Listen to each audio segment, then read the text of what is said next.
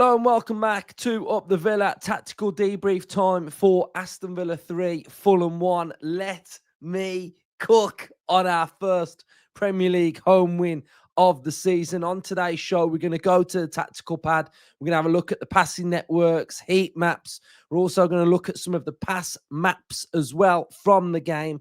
And we're also going to have a look at some little interesting snippets with the formation. We're going to delve into Unai's comments regarding Elliott and Buendia, what they both offer. We're going to chat about Mcginn as well. So let's get stuck into it then. But let's start with the formation first, because I think it's quite interesting that we've got a little bit of a shift, and I can sense a little bit of a pattern of what we're trying to create now with some of the personnel that are in the team. And I think for me, to start with, we've got to really talk about Evan Guesson occupying the width on the right-hand side for Aston Villa.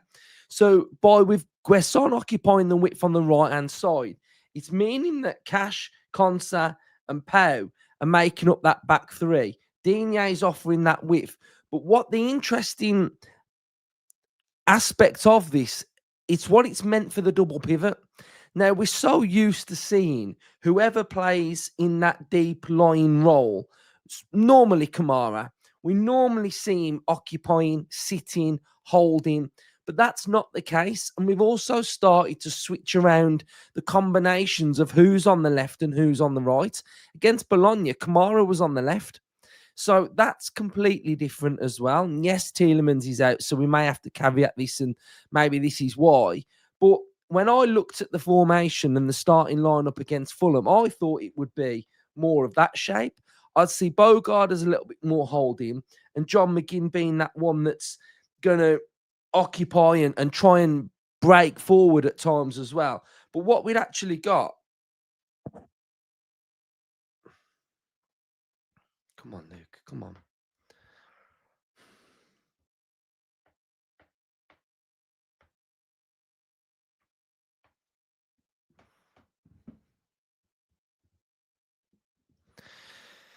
Hello and welcome back to Up the Villa. Tactical debrief time. Aston Villa 3, Fulham 1. Let me cook on our first Premier League victory of the season. On today's show, we're going to go to the tactical pad. We're going to have a look at the heat maps. We're going to go to the passing networks. We're going to have a look at the pass maps and directions of where certain players are passing the ball. We're going to chat about Emery's comments regarding Elliott and Buendia. We're going to heavily talk about John Mcginn and his performance, because he has been an absolute inspiration for Aston Villa in the last couple of weeks. But we're going to start with the actual overriding formation. Now, I think it's interesting, and I'm starting to see a little bit of clarity on what we're trying to do with the ball and with the formation. And personnel's key. Personnel's key. Unai Emery is a massive Evan Guesson fan. He wants him in the team. He's playing him. He's nurturing him. He's coaching him. And he's giving him the opportunity. And I think he's looking really good. Is he the finished Unai Emery article? No. But is he going to get there? Probably. So Guesson's key, because he's now occupying the width on the right. Digne is doing exactly the same. But where it gets interesting is not with who's in the back three. It's what we're doing with the midfield. Now, Pau or Mings, we'll go with Pau. He ended the game. Konsa and Cash are making up that back three. But this midfield two now is very important, because we're so used to seeing a midfielder just sitting and screening, or sometimes making up a back three. But we're not really seeing that anymore. And I think it's because of Guesson's role now, occupying that right-hand side. We don't need Cash getting into these areas. Yeah, there might be the odd occasion when he does, but I don't think it's integral now to our system. And I think this is why Cash is looking far better this season defensively.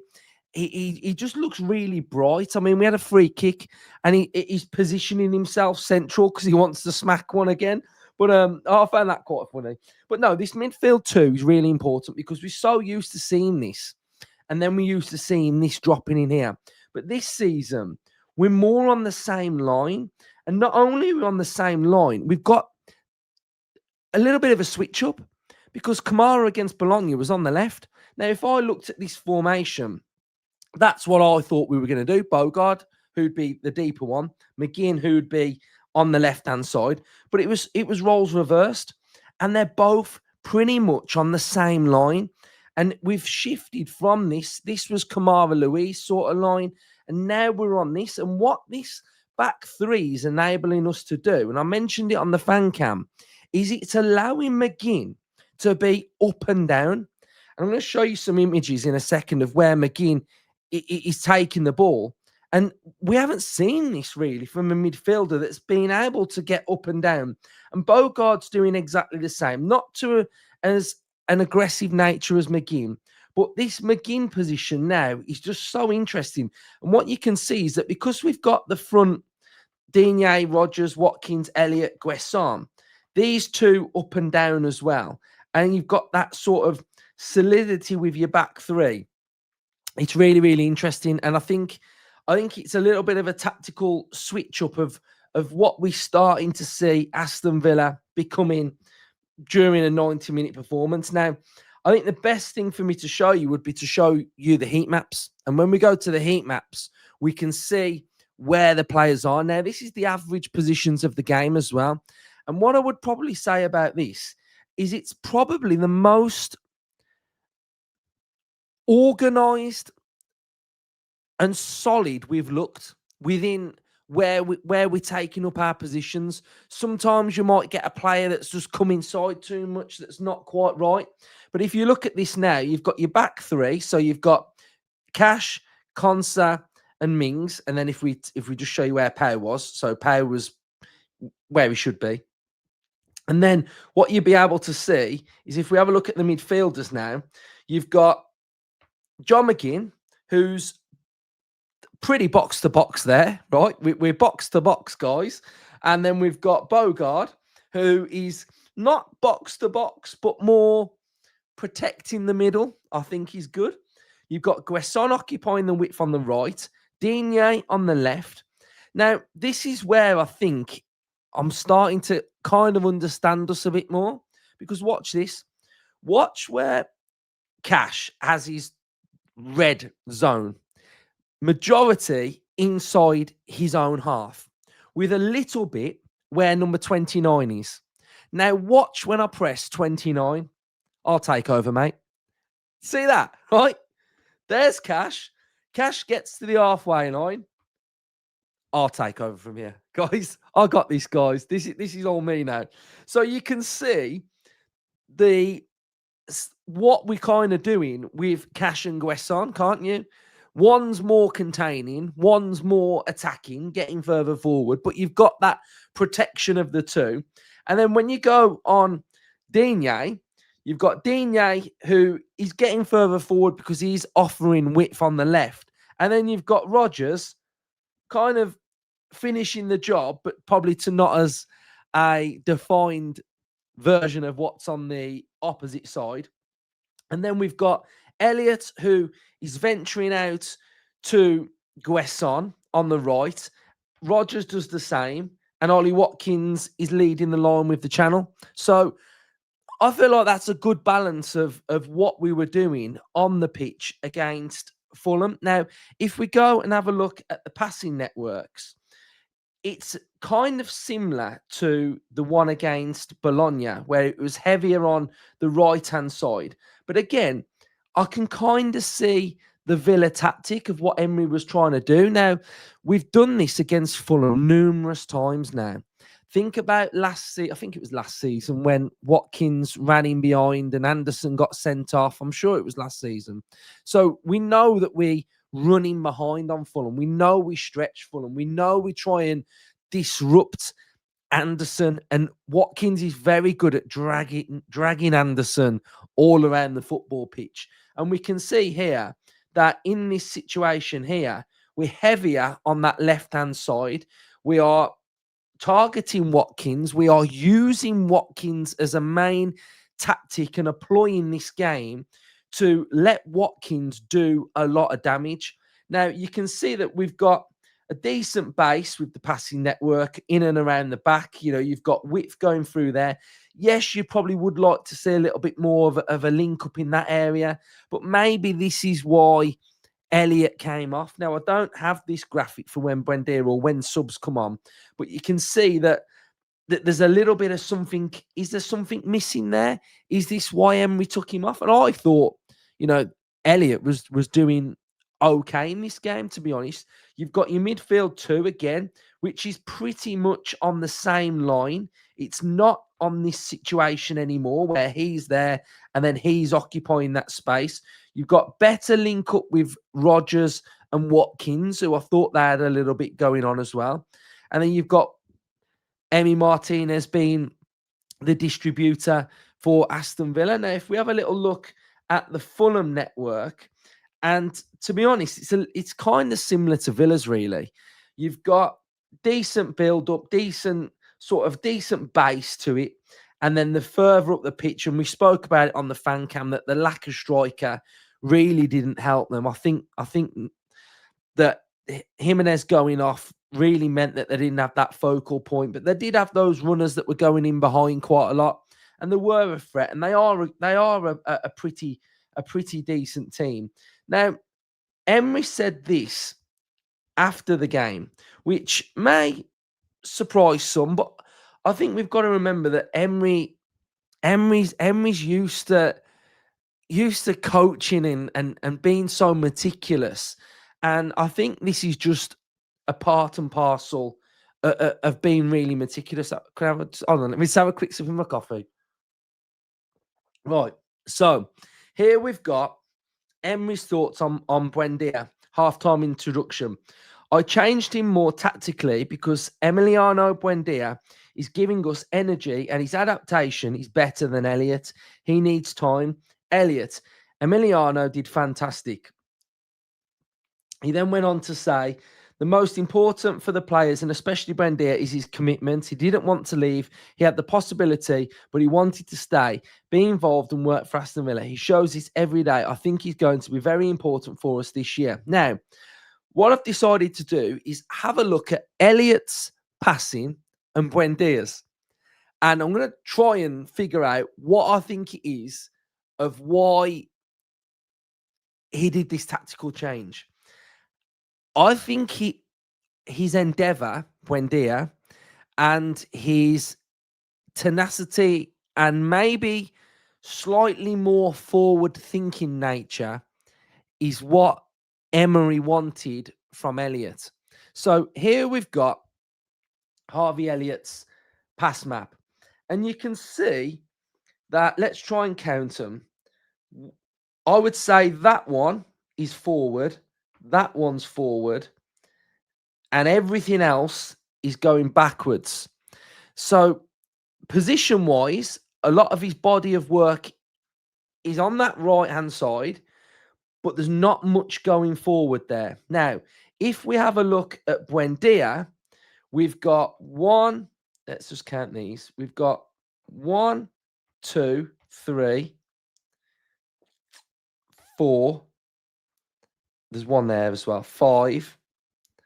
So, I mean, some of these are going like on a diagonal. I mean, they're not forward, are they? But they're more forward-ish, aren't they? So I think it's got something to do with Buendia's forward-thinking nature when he's playing. Now, if we just go quickly back to the heat maps, and I think this might tell a bit of a tale as well. So if we go to Harvey Elliott, you can see he's sort of on that right-hand side drifting a little bit. Now, when we press number 10, Buendia, you can see that is it more structured and a bit more disciplined? Is he covering that sort of right-hand side a little bit more, offering a bit more protection maybe, compared to number 9? If we go to number 9, maybe so. But I thought it was important to just have a little look at, try and decipher what Emery wants. And I've got no problem with Emery saying he's taking someone off for a tactical reason because, well, if we're being honest, he was right, wasn't he? He took Elliott off, brought Buendia on, and we looked a lot zippier. He got his goal. And he was pressing well. I liked that from Buendia, that he was pressing well. And I thought that was really good from him. So a couple more, because I wanted to do this for a few players as well, so we can just kind of get to see where players have been using the ball as well. And a lot of you know my thoughts on Pau. I think he's fantastic. And I thought defensively he was solid. He won two of his two aerial duels, which was perfect. I thought he got physical to Traore. I mean, he's strong, isn't he? So he did well there. He looked sharper. He looked a bit quick.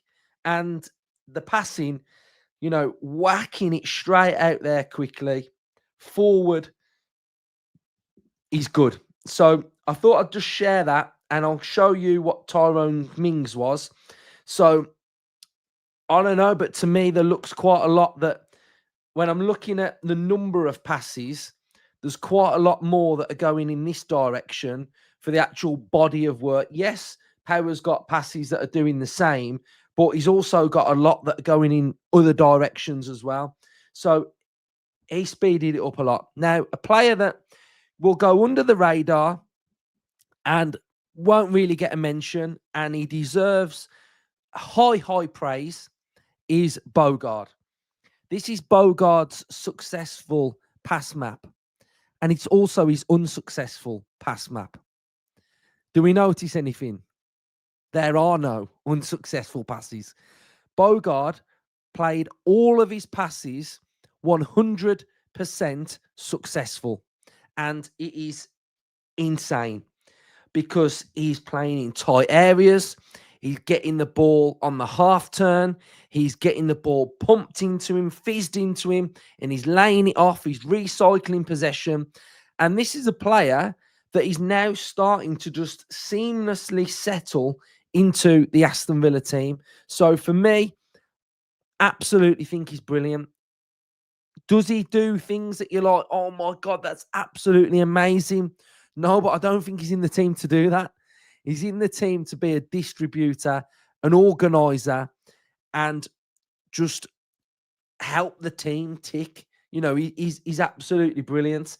And the last one that I wanted to show you was Rodgers, he did lose possession 16 times, but I also think his successful were more cute, more clever, safer. Now, safe sometimes isn't good, but safe in the sense of just utilizing the ball quickly, making the correct decision. So for me, I think some of that data is very, very interesting and helps paint a picture of the game. Talking of pictures, let's have a look at some of the pictures from the game. Now, I don't know about this goal, this Jimenez goal, but for me, I'm not so sure what's gone on here. Why is John Mcginn bundled to the floor? And in the line of where that ball goes, which is inside this goal here, John Mcginn would be positioned there, but he gets dragged down to the floor. Now, I thought we were meant to be stamping down on this. So it's one of them. He's been bundled to the floor. This dude, Joshua King, as we can see, his foot, and I don't know what Silver's on about, to be honest. His foot's already on the go. He's on the off. He's on the dive. And it was a dive. He's dived before Martinez's his leg has even touched him. So that's one of the other talking points from the game as well.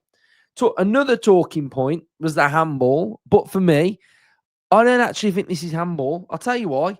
Look at Matty Cash. All Matty Cash is interested in is looking at that ball.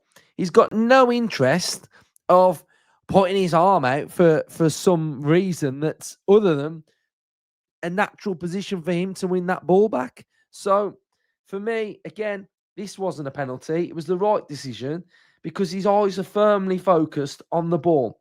Now, when I was talking to you earlier about John Mcginn being up and down and that midfielder, okay, he misses an absolute sitter, guys. He should be absolutely burying this. But look at the distance between, we've got to go off screen to see where Bogard is. But that tenacity to win that ball back there, this is different to me. This is a different tactic Emery's employing. And I actually felt like our press was good. If you remember watching the game yesterday, there were so many times where we pushed them back and we forced them to go backwards, because I don't actually think Fulham are a great footballing team. I think that defense looks shaky as anything when they're having to knock it around the back. So we actually did well pressing, and we pressed well. Look at Cash. You can see Cash jumping on. You've got Guesson as well. So this distance that Mcginn is getting into is really interesting, and it's going to be good to see how it develops over the course of the season. We've got Ollie Watkins, who took his goal fantastically well. Great ball from Luca Dean, and he gambles. And that's the one thing you get taught as a kid when you're playing football. Gamble. Don't think for 1 second that he's going to head that ball. Gamble in behind, and that's what Watkins does. So not only is the Watkins finish good, it's the fact that he gambles in behind, which is brilliant. And again, I want to talk to you about something that will probably go unnoticed, and it is Lamar Bogard, because John McGinn's goal all starts from Bogard. Now, in this image, Bogard here, there's a player that's sort of like behind him, and Bogard and Buendia double up and win the ball. Now, when we were talking about Buendia and Elliott being a little bit different, look how close Buendia is to Guesson. Now, is Emery wanting that combination to be firmer and stronger? And they're all able to win the ball back. The tenacity of Bogard wins it back. And then what ends up happening is Buendia plays a nice little pass into John McGinn, and John McGinn is away, bursting forward. And again, this is a tough chance. This is, because he's got to travel. He's got to travel with the ball. He's got to keep it under control. He's got to get his shot away. He's got to hit it clean. He's got to make the right decision. And I think, really, guys, this epitomises for me John McGinn. You know, he's a senior pro in Villa, and he has really stepped up. He has been he's been the I don't know, like, you know, when you lay a brick, he's been like the cement to our brick. Like, he's just like sticking it together, and he's been so strong. And I can tell that, you know, he's taking a lot on, and he's actually sort of prospering. He's playing really well. And, you know, over the years, we've had, where's McGinn's best? On the right, on the left, off the striker. McGinn's best position now, he's in the middle. I've said it for a few weeks now that I actually feel like McGinn's best position for Villa is in the middle, because he's got that energy, he's got that aggression, he's got that raw power to be up and down at the same time. I think he's absolutely doing brilliant for Villa. And again, Ollie Watkins, tireless work. He's running channels. He's getting into these areas, doing really well. And then this is where the Buendia goal comes from as well. So all in all, some real positive things from Aston Villa. And I thought the performance was a lot better. It was sharper. It was crisper at times. I think the defense looks pretty solid at times as well. And I think they're just used to trying to get, you know, crosses into the box, and we were able to defend those pretty well, really. So I think the attack had a little bit more fluidity. It had more cohesion. It had more bite. I thought Rodgers was better. Watkins, it just looked more lively. So I think we have got to switch on at times, because they did have their moments. There was a couple of moments where the ball went in behind, but I like that the high line was back, and it's just about building on it. We've really got to just build on this now and just back it up. We can back this up against Burnley in the Premier League. We're probably going to be about 10th, 9th, 10th in the league. So we're in and around where we need to be then. So obviously we want to be higher than that, but you get what I mean. And then just keep growing and growing and growing then. So, and I think the fact that maybe we have been written off quite a lot again might be to our benefit. So I think I've covered absolutely everything. I wanted to highlight certain things and show you some interesting things as well. And cook on a win, cook on a win. So thank you everyone for watching. We are close to 28k. So if you've got this far and you're enjoying the content and you're not subscribed, then do that. Hit the like button and comment your thoughts on everything that I've discussed. If there's anything you want to talk about as well, you can put that in the comments as well. So cheers everyone. Up the Villa.